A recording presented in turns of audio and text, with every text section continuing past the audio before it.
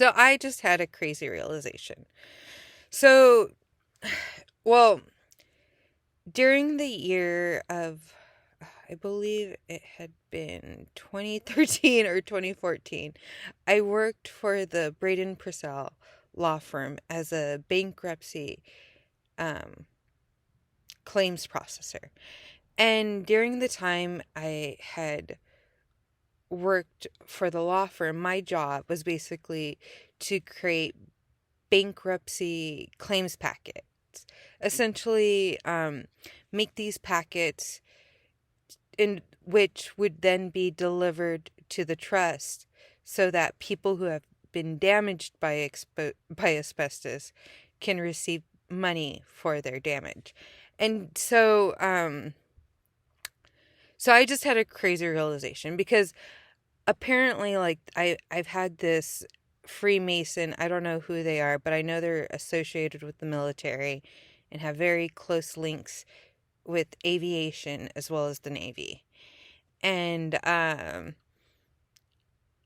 and well, basically I just realized that I think there may have been some deep fraud going on with the law firm that I had worked with, Brayton Purcell, in which they would try to they created all these like fake hospital records of damage to their lungs and stuff because they have connections to all the hospitals, right? And then and apparently there had been a lot of asbestos exposures on military bases. And so most of the claim packets that I had created for Brayton Purcell had been with those who had worked on the military, who had worked with the military. A lot of them had been at Navy yards, and particularly at many of the Navy yards that had been closed down in San Francisco and other parts of the Bay Area. And so, yeah, I think they had, because they realized like, because apparently it's some con group. I think work, they have a style very similar to Frank Abigail from Catch Me If You Can. And so I think they realized like, oh my gosh, like, since a lot of these asbestos companies had been put out of business and they had to give all their money into these trusts in which people can then later claim once as they realize they have been maybe later in life been exposed and then or later in life realize that because I guess it can take years before someone realizes they may have damage due to asbestos. And so they created the court had created these trusts, which allows people to get money from the trust if they find out later on that they have damage to their lungs and or other parts of the body due to asbestos exposure. And so I think this con group who's associated with the Navy or realized that, oh my goodness, there's these large trusts with lots of money, and all we have to do is have fake hospital records and say that they worked at a place, which we can, and send that to the trust, and then we get money.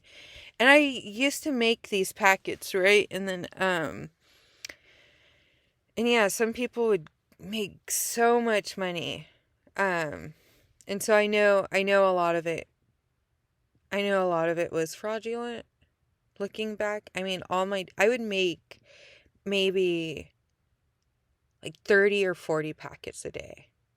And I'm talking about some people made, like, because I would also calculate the amount that they would probably get from the trust. So basically, I would make the packet, right? So I would gather hospital record along with employment record and or residential record, right? Exposure to asbestos and then damage. And I would make this packet to send to the trust. And then I would also kind of like tally up, like, based on how much damage they had received in the hospital record and their employment. I would then figure out how much they were probably going to earn, right? A rough estimate.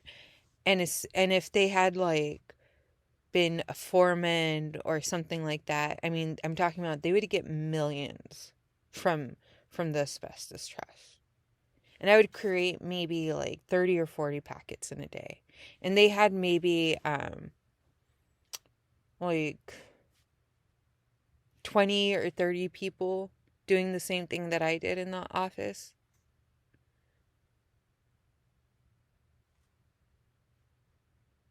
And this happened in after my first year of law school. But right before my first year of law school, I had received a scholarship from an asbestos law firm. So I don't know if like